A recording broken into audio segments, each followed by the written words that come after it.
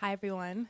Welcome to the Trap Poets Society, a podcast and video lecture series grounded in Black music, literature, and culture, sharpening our political literacy of making other worlds irresistible, inevitable, and inextinguishable.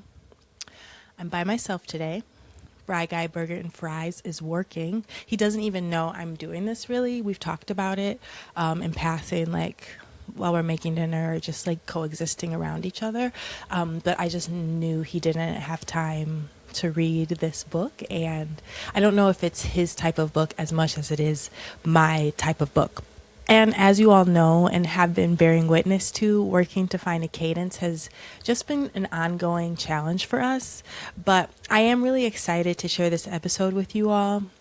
I put together this episode based on things that I've been thinking about, which of course have been informed by things that I have been reading and art that I've been consuming at large and conversations that I've been having. The thing taking up the most space in my brain currently is a debut novel called Honey by Imani Thompson that I just finished. I'm edging you guys a little bit because it doesn't come out until May, but I really felt like I needed to sit down and work through what the novel did to me, fresh out of the read. Otherwise, I was going to run the risk of losing the feeling that I had when I completed the book. So the book follows a young woman named Ursa. She's young. At the beginning of the novel, she's 23, and she has a birthday in the middle of it. But she is also a PhD candidate at Cambridge University in the UK. Her doctoral thesis, which is what she's working on throughout the entire book, is rooted in the racial and gendered liberation of Black women. And the text that she regularly has to spend time with is relatively harrowing. It contains a lot of violence inflicted on Black women at the hands of non-Black women, and of course, most of the time, men. That truth that she's consuming that information, paired with her general demeanor, which just seems to be of fearless indifference and maybe a little sprinkle of personality disorder, inspires her to go on a literal killing spree. The transgressions that these men afflict are commonplace. A microaggression here, some light grooming there, but for that they pay the ultimate price, their lives.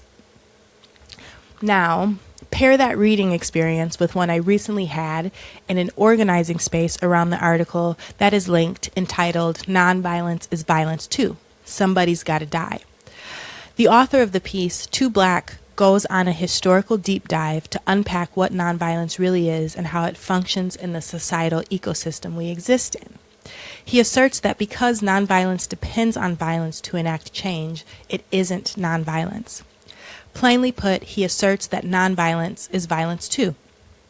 He shines a light on a really important detail that is integral to famous nonviolent movements like the practices utilized during the Civil Rights Movement and also during Gandhi's Satyagraha, which is that in order for nonviolence to be effective, the opponent has to react violently.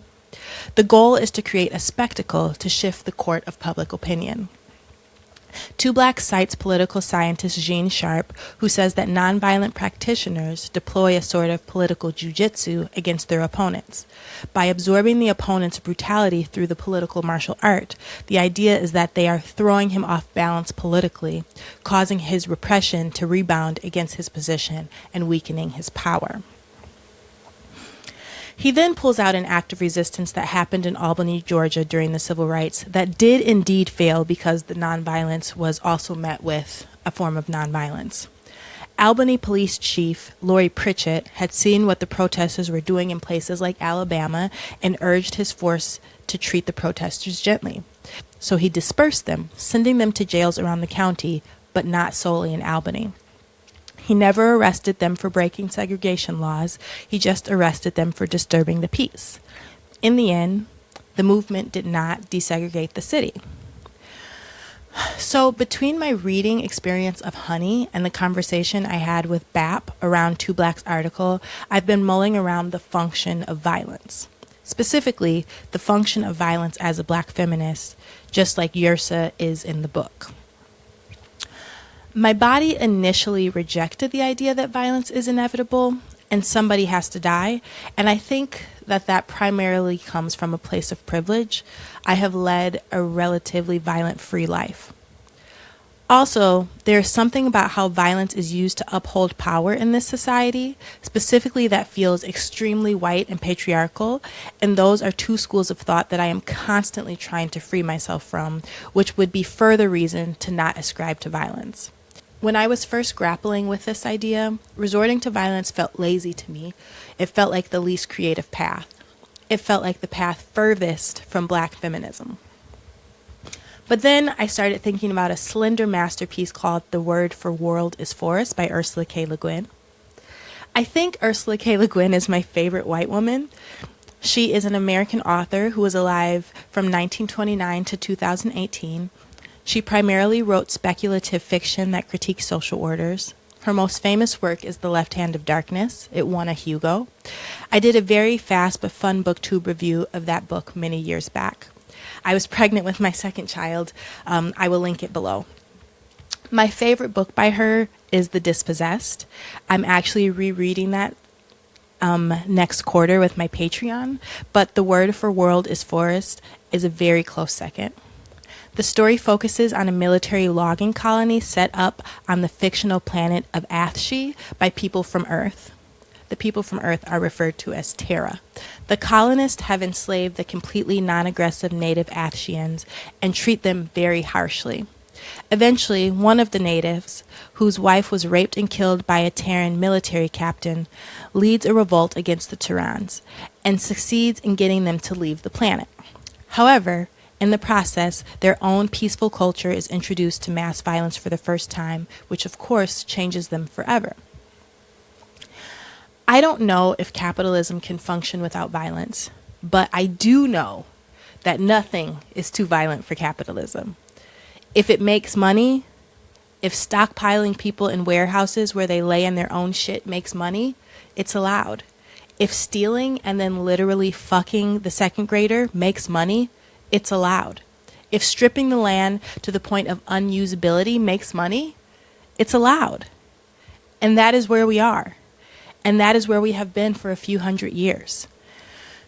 And it's very important in this dynamic that only one side has an amicable relationship with violence. So we, the people, are taught at very early ages, and this teaching is reinforced daily, that violence is never the answer. And it's very important in this dynamic that only one side has an amicable relationship with violence. So we, the people, are taught at very early ages, and this teaching is reinforced daily, that violence is never the answer. We are regularly encouraged to concede our power to authority. Think about what children are taught if there is a rift on the playground. In traditional school settings, they aren't encouraged to work through it. They're encouraged to alert the teacher, the authority figure. You hear a bump in your neighborhood, you see someone you have never seen before, you don't approach or investigate, you call the police. You feel slighted at work by a colleague, you don't go to them, you go to the boss. And so many skills that would be taught while working through our own conflicts are blunted because of this dynamic. So now any conflict is perceived by so many people as a road to violence. Conflating conflict with violence keeps people amicable, avoidant, and fearful. Black feminists are not naive enough to think that they will free themselves from these shackles of capitalism without violence, but they recognize how destructive violence is and view it as a last resort. Much like the Athshis in Le Guin's masterpiece, Black feminists recognize that under the current powers that be, violence must never be completely taken off the table. There was actually even a term recently coined to honor this realization: Vengeance Feminism. The term was coined by Kali Nicole Gross when she wrote a book of the same name, and she utilizes stories of Black women throughout history to demonstrate that if it hadn't been for the use of violence, there would have never been a chance of freedom. Sometimes, in Honey, I think Ursa may have taken it too far. Taken a life not worthy to be taken. Taken someone who might have been worth redemption. But overall, I appreciate the exploration of the people reorienting themselves with violence, reestablishing where it fits in the lexicon of our resistance. I'll be thinking about this book for a long time. Things I'm still wondering, though, as I'm working through all of this, to circle back to the title of 2 Black's article, who has to die? As I've been mulling around about this and pushing people who believe this was inevitable before I did, they would always have an answer, but it would never be them. Send the young guns who think it's sweet with the underdeveloped frontal lobes. All of this destruction was primarily created by white men. White men should die. That was another argument I was presented with. I don't hate it, but it just feels inconclusive to me.